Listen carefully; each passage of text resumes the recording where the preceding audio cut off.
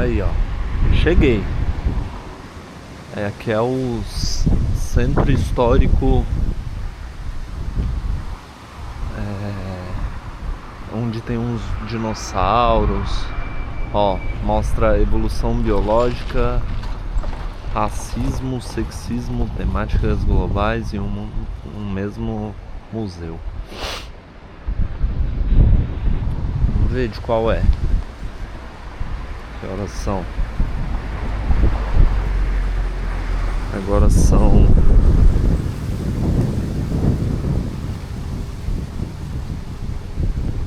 10:02.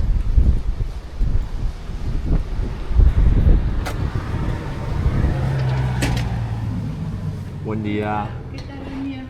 ¿Cómo te va? Muy bien. ¿Está abierto? Sí, estamos abriendo. Ah, ¿quiere que espere un poco? No, está bien, le podemos recibir. Claro. ¿Te gustaría visitar el museo? Sí, Bueno, por favor. el costo de la entrada está 15.000. Dale. 15.000, ¿no? Sí. ¿Cómo se acepta tarjeta? Sí, claro. Sí. No cierra. No cierra. Ay, Ahí fue. está. Ahí te cobra él. Claro, gracias. Bienvenido. Gracias. ¿Dónde es? ¿Brasil? Brasil, Bienvenido. claro. Bien. Pero yo vivo en Buenos Aires. Ah, bien. Tiene descuento con todo efectivo con DNI en Buenos Aires. ¿En serio? Sí. Oh, entonces yo tengo la precaria acá. Bueno, 12 te sale con todo efectivo. 12.000. 12.000. No, con tarjeta 15.000 igual. Con cartón 15.000.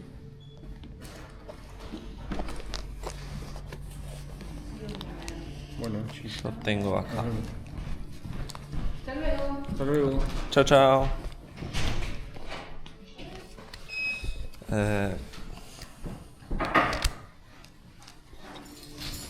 12. Sí, con el DNI te sale 12. Dale.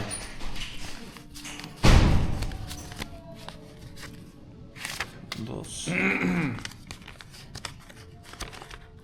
¿Tiene cambio para...? No, recién abrí. Tiene 10. Bien, Perfecto. bien.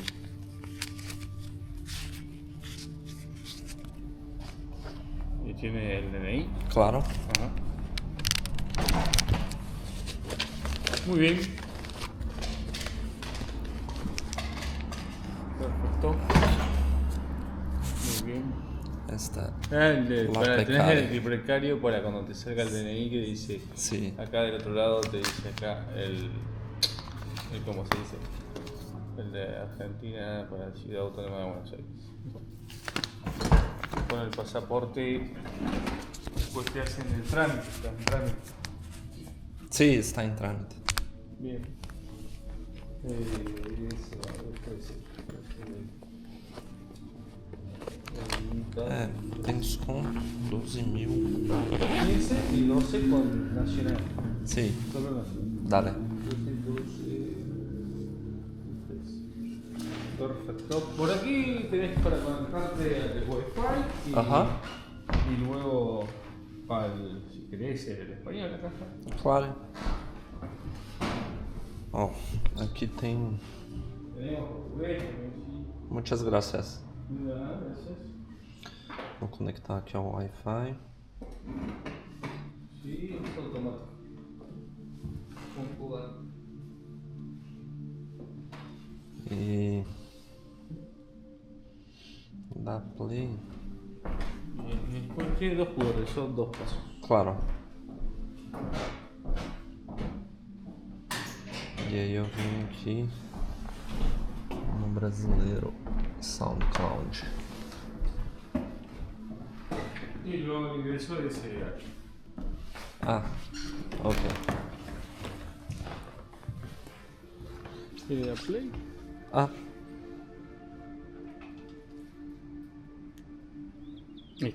Listo.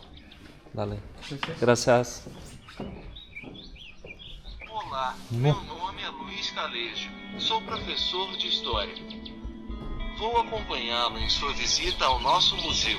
Olha que massa. Vou guiá-lo com minha história e mencionar o nome da sala ou a localização correspondente no tempo para que você possa se orientar e ver a exposição enquanto ouve.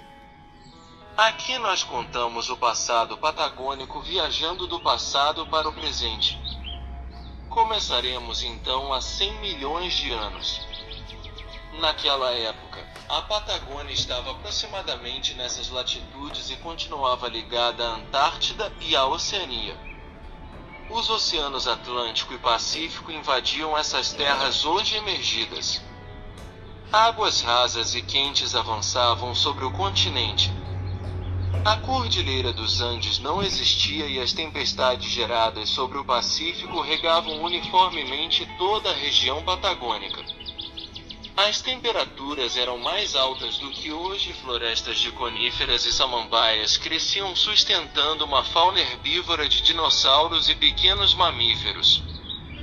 Os terópodes dinossauros estavam no topo da cadeia alimentar, eram bípedes, carnívoros de grande porte.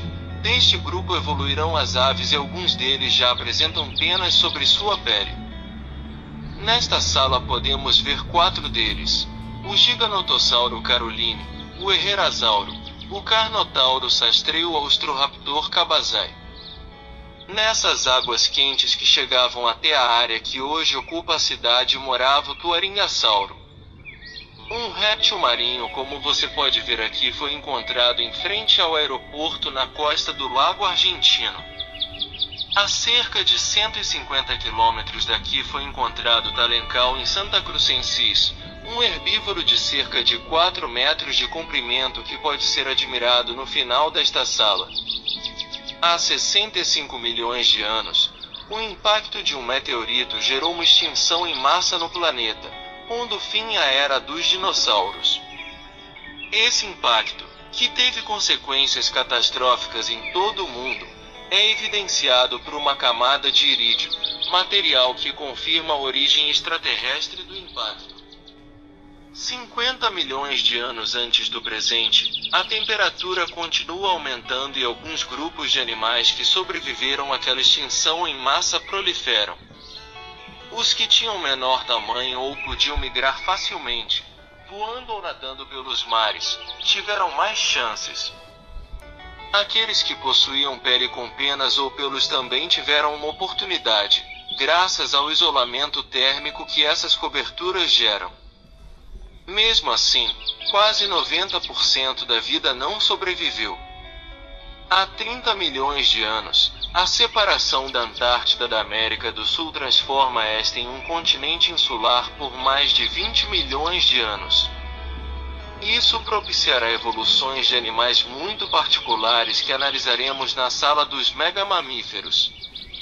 O surgimento da Cordilheira dos Andes porá fim a esse isolamento, unindo a América do Norte com a América do Sul e causando uma sombra de chuvas que modificará a flora patagônica, produzindo 2 áreas bem diferenciadas: a floresta andina, que hoje é observada no Parque Nacional e na Meseta Estepe, área onde esta cidade se situa. Há 5 milhões de anos começou um processo de resfriamento do planeta gerado pela conjunção de várias causas. Esse resfriamento se manifesta no avanço de massas de gelo dos polos e das cordilheiras, fenômeno conhecido como as glaciações. Quando o planeta esfria, a água passa dos estados líquido e gasoso para o estado sólido, o gelo. Isso causa variações nas linhas costeiras devido à queda do nível do mar, bem como reduções das chuvas nas zonas equatoriais. Na África, esse fenômeno climático quebra a continuidade da floresta, criando uma oportunidade evolutiva para os estranhos símios bípedes que descem das árvores para caminhar pelos claros. A marcha bípede e uma socialização crescente impulsionarão um caminho evolutivo que nos levará até nós, os Homo sapiens. Exploradores nômades que, desde sua África original, ocuparão todos os continentes. Nessa jornada, competirão com sucesso e cruzarão com outras espécies hominídeas que já habitavam diferentes áreas do planeta. Evidências disso podem ser observadas nos registros arqueológicos e na análise do DNA. Assim, seres humanos, homens e mulheres que em grupos chegam a pé ou de canoa à América e à Patagônia há pelo menos 14.000 anos atrás.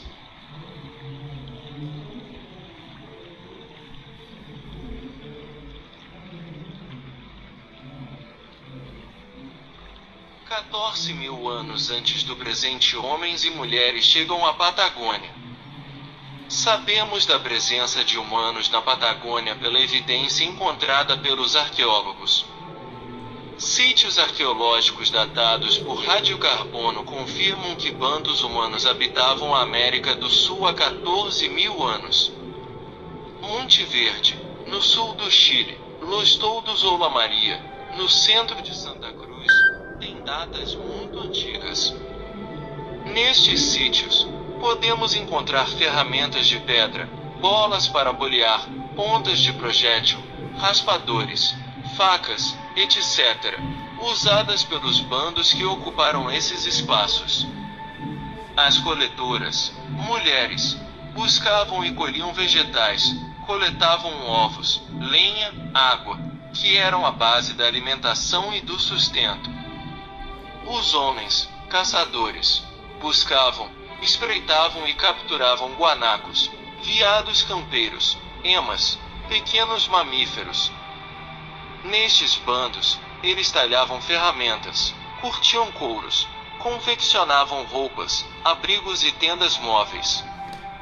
O fogo é um elemento centrípeto, atrai, reúne, congrega, ao redor dele, compartilham-se as experiências do dia, aprendem-se as regras para a convivência, dando coesão ao grupo. A água, o outro elemento fundamental, é centrífugo, impulsiona a busca, a exploração, sustenta a vida. Aquelas fogueiras de madeira queimada podem ser datadas com precisão. O outro grupo de evidências é formado pela arte rupestre, centenas de sítios com arte, muitos com mais de 10.000 anos de antiguidade e com continuidade temporal até algumas décadas atrás. Mostram sua cultura material e espiritual, belas pinturas feitas com pigmentos que chegaram até os nossos dias, com representações naturalistas, abstratas ou geométricas. Dependendo de sua antiguidade, policromáticas ou monocromáticas, testemunham a crescente presença de grupos humanos na região. Esses bandos, com sua presença e suas atividades, contribuíram para a chamada extinção dos megamamíferos sul-americanos.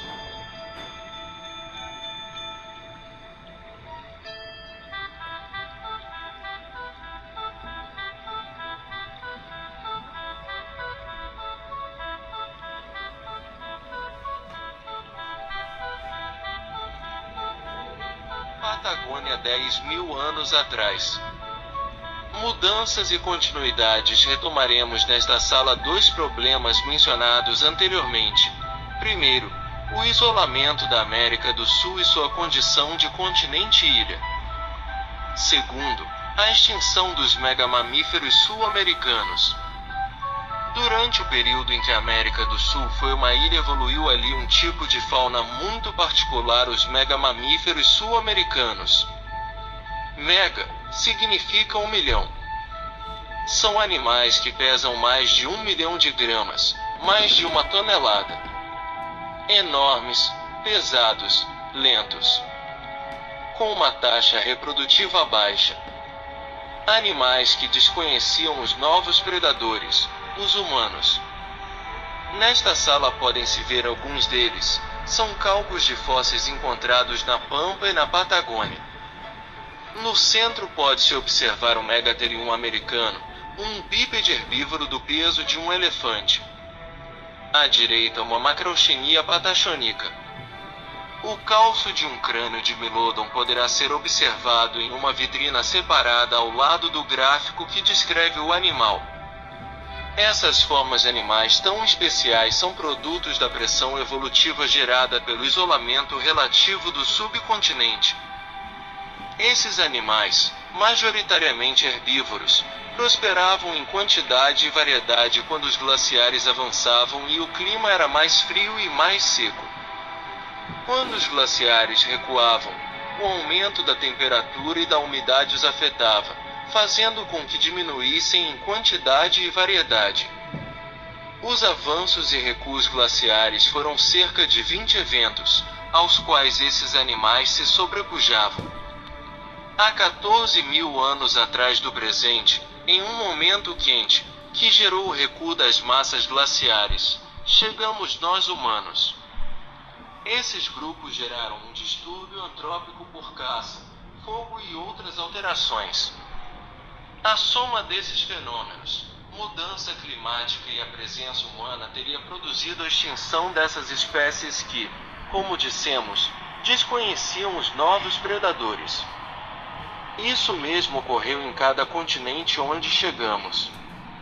Assim coincide a chegada desses grupos com o desaparecimento da megafauna pleistocênica na América do Norte, Oceania, Europa e América do Sul. Quando sairmos desta sala de megamamíferos, a Patagônia de 9 mil anos atrás do presente será um território com algumas características atuais: cordilheira, estepe, glaciares e lagos. Habitados por homens, mulheres, pumas, raposas, guanacos, uemures.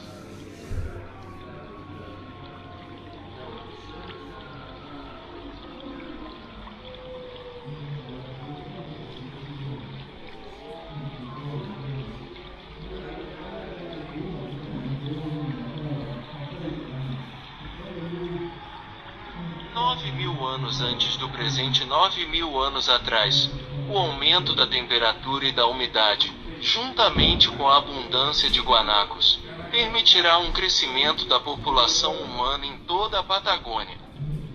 O guanaco, que sempre foi a principal presa de caça dos humanos, graças à sua adaptabilidade e à sua alta taxa reprodutiva, sobreviveu e prosperou apesar dessa pressão predatória.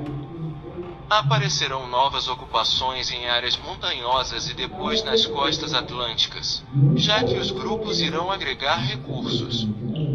Uemules nas montanhas, mamíferos marinhos nas costas, por exemplo. Ao norte, ao sul, nos canais da Terra do Fogo, na recentemente separada Ilha da Terra do Fogo, surgirão diferentes etnias com características culturais e adaptativas próprias. Na Patagônia Austral, o povo Oniquim ocupará uma área desde o sul do Rio de Seado até o Estreito de Magalhães. A Oniquim, povo do sul, Xontes, pessoas, assim se denominavam a si mesmos. A esta etnia pertenciam os indivíduos descritos por Pigafetta ao chegar às costas patagônicas com a expedição de Hernando de Magalhães. Homens e mulheres altos e fortes, adaptados ao frio, com os rostos pintados e os corpos tatuados. Caçadores com arco e flecha, vestidos com peles de guanaco, abrigados em suas casas, Muscal, com suas entradas sempre orientadas para o sol nascente. Corpos datados com 4 mil anos de antiguidade mostram continuidade familiar, filogenética, por DNA com os habitantes americanos atuais desta zona. Sobre esses grupos mais ou menos numerosos fez impacto a invasão e guerra liderada por um novo grupo humano na América, os europeus. Poderoso grupo proveniente de uma península do continente euroasiático.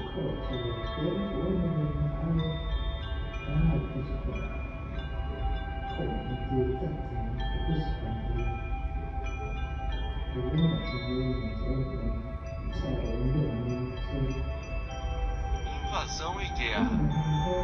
500 anos antes do presente. Ano 1500 da era cristã. Embora até o início da produção de alimentos os humanos tivessem um desenvolvimento social e tecnológico semelhante em todo o planeta, As diferentes condições ambientais e geográficas levaram a processos históricos diferentes. Assim, o continente euroasiático propiciou a combinação de desenvolvimentos de diferentes áreas: China continental, o Oriente Próximo e as culturas mediterrâneas somaram seus descobrimentos e invenções. A escrita alfabética, a domesticação de animais e plantas, a metalurgia, os navios de alto mar com suas técnicas de navegação e os governos centralizados impulsionaram a Península Europeia à condição de potência mundial. Como explicar que Cortés ou Pizarro com um punhado de soldados derrotassem milhares? E aí, galera, aqui eu já fiz todo o recorrido, todo o trajeto. Ainda faltam uns 15 minutos de explicação, mas eu acho que o principal são as imagens, né? Vocês devem ter visto aí. É um museu pequeno, mas bem legalzinho. Tem que entender que a gente tá no meio de um lugar bem ermo, né? Então, não vai ser algo com aquela estrutura toda e tal, né? Muchas gracias. ¿Sabe decir o que hay para hacer aquí cerca? Creo que el lago.